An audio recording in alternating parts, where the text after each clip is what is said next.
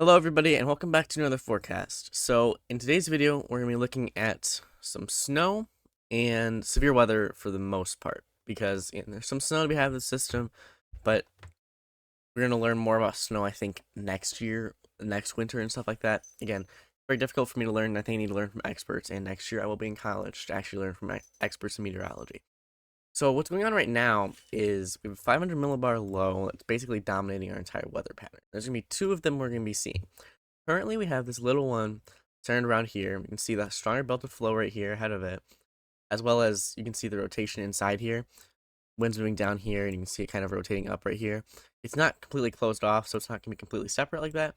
Here's our low pressure, and it's likely forming a surface low at the down here at the surface. Very weak, though, because, again, this isn't a very deep dipping trough, right? A little bit of rotation here, just not really anything to be worried about for our whole weather pattern. See here, maybe a little bit of thunderstorm associated with it, especially in this little region, but otherwise nothing too severe will come out of the system.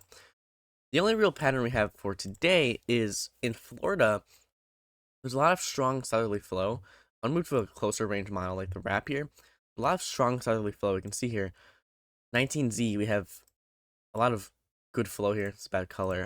It's about 20 knots of flow from the east and going up. It's a lot of moist air. And remember, Florida doesn't really need to have strong flow associated with it. There's always moisture in Florida. It's right on the Gulf of Mexico. There's a little surface low is forming right down here. You can see it right here, rotating around. And what's going to happen is you can see, this is something we've seen before on this channel and in the past weather events. You can see a little convergence band that's going to form somewhere in this vicinity. Winds are converging here, and eventually you'll end up with this line of storms, probably earlier in the day. HRRR will show this pretty well as well. Even here, 18Z, which is 1 p.m., 1 p.m. Central Time, so 2 p.m. Eastern Time, there's will be this probably convergence band that moves on east. You can check with, let's see, mean layer CAPE, show us storm motion. Actually, not very good storm motion for storm motion, so not discrete supercells at all. So instead, this is going to be more of a cold front system where you have a cold front behind this that's going to force all these storms down. See the HRRR, again, the features here are a little tricky to see. The HRRR is a completely different model here, very messy as a whole. But there's going to be ongoing storms. The HRRR says all these are kind of a convergence band as these move to the east and from the cold front propels them. Whereas this little region near the Keys, which the SPC has outlooked or has put out as a 5% tornado risk right in here. It's our 5% tornado risk. I can take a sounding from here as well. See this line of storms, and that'll probably have some tornado warnings in it, and probably embedded rotations that could form strong tornadoes, especially if they wrap up well enough. Looking at the NAM NST, should be short range, showing somewhat similar thing here. I'm gonna get ahead of the convection just because it always messes up soundings. It should show us the way that the winds will look at the surface and all that. Also, you can see the SPC here. They have the 5% tornado risk just down here. Very small sleigh risk, but it also covers more than just this region if you would just assume it kind of extends south. Not really any other threats to be had with it, mostly tornadoes. You can see here, the sounding looks very supercellular and lots of rotation in the lower levels. You can see this pink is 0 to 1 kilometers. You can really see that curvature right there. So any storms that move into this area will have good CAPE, maybe not as well as 3 CAPE, but if you already have a completely moving convective environment like that, you can see that line of storms, this isn't going to be an issue. 1800 joules per kilogram of CAPE right here, surface-based CAPE. And yeah, rotation on the lower levels. So could see supercells down here in, not supercells, but tornadoes here in Florida. And very, very good shear too. Look at this, complete turning like that. So yeah, definitely a very good hodograph and SQT for storms today. The pattern for the next few days will be a little bit different because as this little surface low moves out, we're going to end up seeing another 500 millibar low for day 3, which is Sunday, and day 4 down here, which is Monday. Now, the SPC will not put out day 4 outlooks unless it's like very certain there will be severe weather in that region. So I'm thinking this system might be more bimodal. A kind of minor threat up here is kind of what we've been seeing a lot of to the Davenport, Wisconsin, Illinois trifecta area. But the stronger threat is definitely going to be more in the south just because of the stronger flow associated down there. I will talk about that now. We have the 500 millibar map. Move forward, this is the NAM, right? The NAM only just has so much range. This is 18Z on Monday. So this would be 1 p.m. Central Time. We look right before this event, 12Z on Sunday, which is our first day of severe weather. You see a very deep digging, large amplitude, low pressure up here in the Rockies.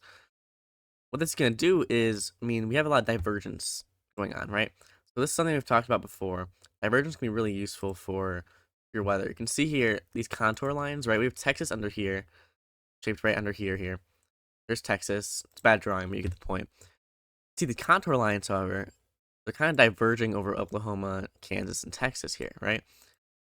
So you can see, if you can imagine winds always moving in line with these, which is how they're supposed to work,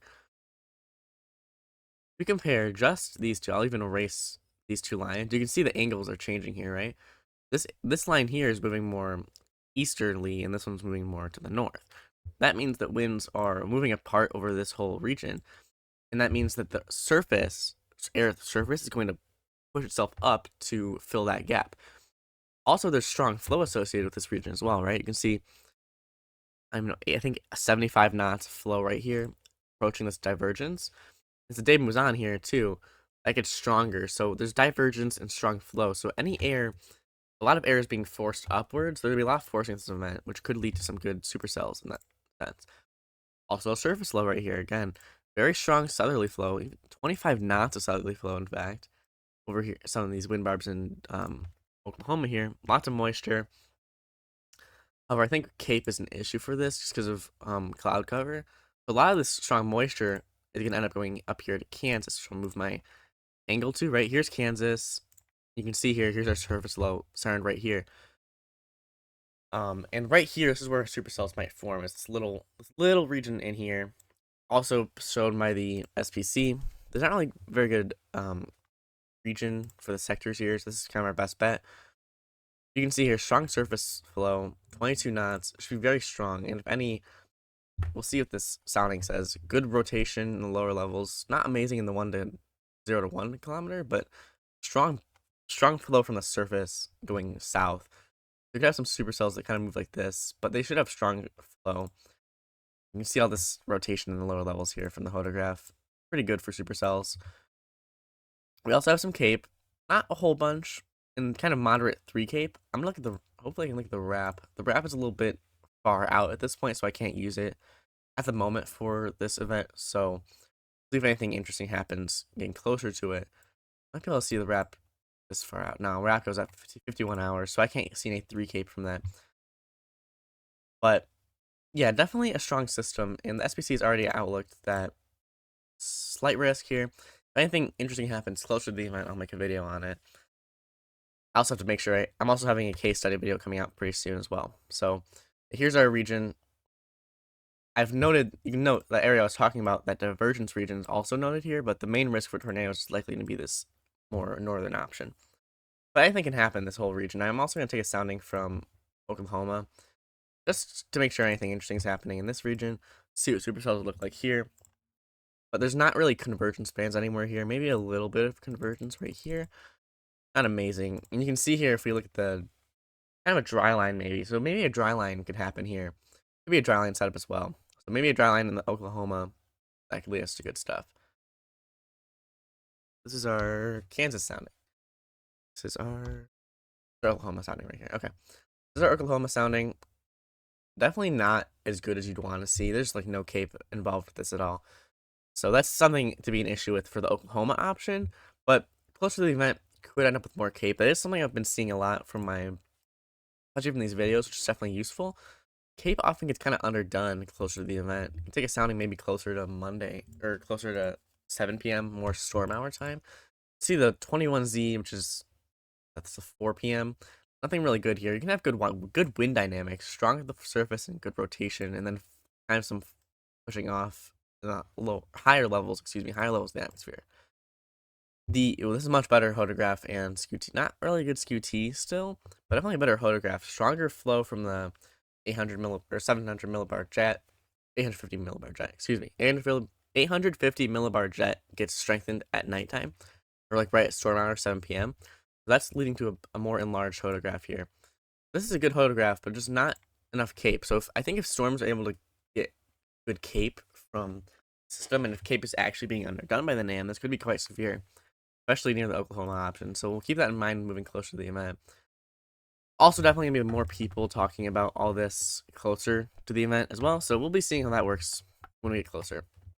From now, I have to move on to the GFS model because the NAM doesn't have enough range. Move on to the GFS model here. And like I was saying, there's kind of this bimodal option. There's this possibility of storms up here and this possibility of storms down here. Now, the SPC already has that day 4 outlook, I believe, centered right in this region. So you can see how that works. We get closer to the event. Remember, that outlook also goes to 12Z, so the outlook would show all this cape moving all the way to 12Z the next morning. However, I do think there's something to be said for the northern option. I'm looking at that real quick. The GFS for a while now has been kind of underperforming in terms of cape.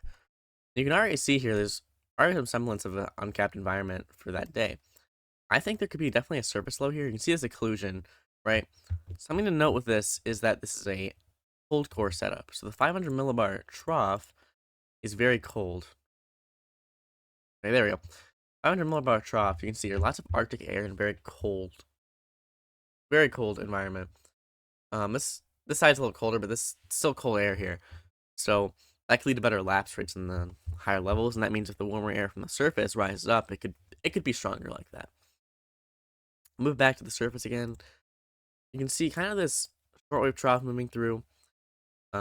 Strong 850 millibar jet as well. You can kind of see the semblance of the shortwave.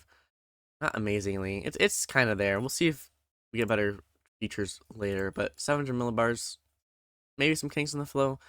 Not 100% sure, but strong flow associated with all this region here as well. I'm curious how that'll get as we get closer to the event here. See the surface low right here. See the turning. It's very well defined. Lots of rotation in here. And it's closed off right here as well. I believe that's 994. So not a super strong surface low, but you can see lots of strong flow here. And dew point's definitely jetting up into this region. It just depends how much. I think the issue with this is going to be cape. How much cape are we going to get? And will there be enough cape for this event to really shoot itself off like that? Other thing I'll look at is some wind dynamics, maybe. We'll get a few closer to the surface low. I'm also curious about areas over here, if there'll be any forcing or anything going on there, but not thinking. So we get one area a little closer to the surface low. Cold core setup, so sometimes you end up with tornadoes on the warm front. But with cold core setup, sometimes with that cold 500 millibar trough, you see definitely a lot of cold air back here too. You kind of get lines of supercells that can kind of form in this region here, and that can be where we get our tornadoes sometimes. This is our wind dynamics for the event. So, again, interesting to look at. Right up there, good rotation in the lower levels, and I mean, a note, a lot of 3 cape, 123 joules per kilogram. Cold core events are very based on 3 cape and surface vorticity. So along the warm front, you end up with a good amount of surface vorticity.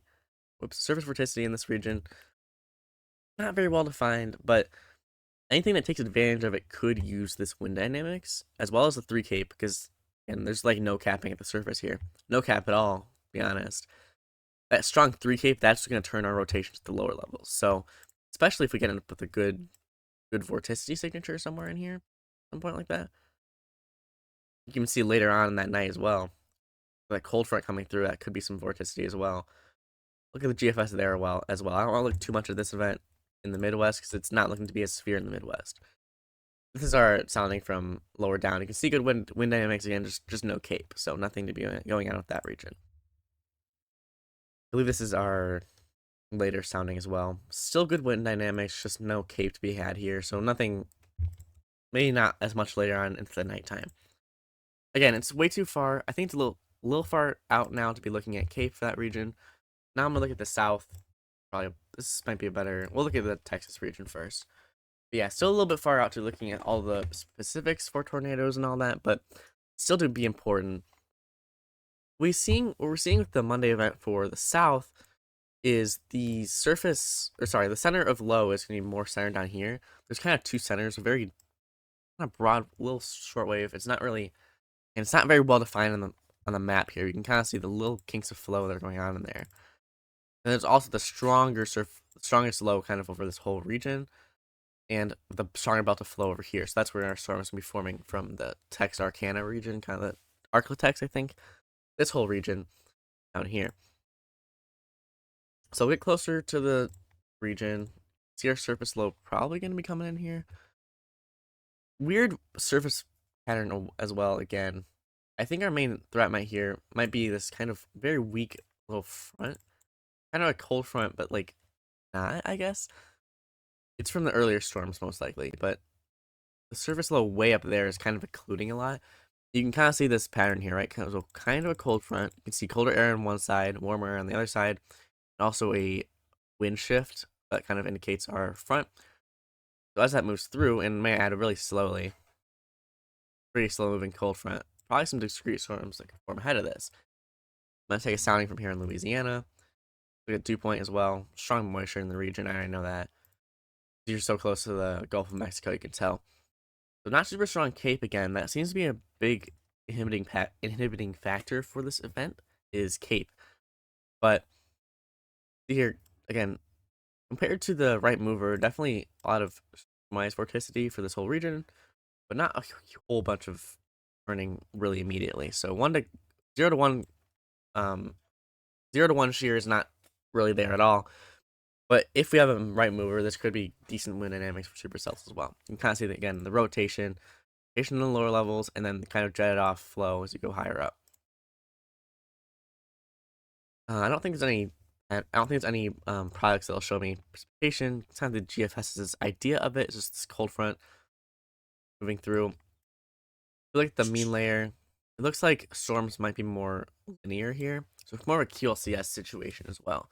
With any inflow like that, that could be against the QLCS. See here, inflow is more like this, whereas the QLCS is more an angle of this. That means inflow could be like this, and you could have with a few little surface vorticities there that could stretch that vorticity into the atmosphere, or higher up to make tornadoes in supercells. You can see there's vorticity with this whole system as well. So cold front would have vorticity. A few of the things we want to see for QLCS tornadoes. Again, though, Cape is the main inhibiting factor with this event. Most unstable Cape, just not much of it. And the other day we saw like greens and like 3,000 plus Cape in this whole region. So, and then the day after, I think something the same. QLCS kind of moving through. We've been seeing this a lot this whole year, or at least how long I've been doing videos on this channel. A lot of these QLCS tornadoes or QLCS systems down here in the Gulf Coast states. So again, strong southerly flow, bringing in moisture from the Gulf. Basically the same thing for Tuesday. So Tuesday's patterns the same as Monday's essentially. More open warm sector could lead to some storms. Got Cape here as well. There's not a whole bunch of Cape, and that's probably our main inhibiting factor for all of this. So if there's any stronger updates, I hope to have another video out. Again, I'm also working on another case study, but with that, that's our main idea for this day. I guess I'll do a little wrap up as well. So really what we got going on, I'm thinking right now, first of all, we have some tornadoes down here in Florida, most likely over the overnight hours, maybe 1 or 2 very isolated tornadoes. Can't really tell. It's kind of a line of storms. Then we also have for Sunday a nice, pretty good severe weather. Well, not good severe weather, but a nicely sized severe weather outlook for standard tornado alley right here. Monday, I'm thinking there's a possibility of some storms up here. Maybe not a whole bunch of severe weather, but maybe 1 or 2 isolated events. And then stronger possibilities down here with the QLCS that'll move from this whole region easterly, east. So there'll be a QLCS moving east, like so. Then the Tuesday as well, we'll probably see another little severe weather area somewhere in here for the open warm sector there. But with that, thank you for watching, and I will see you in the next video.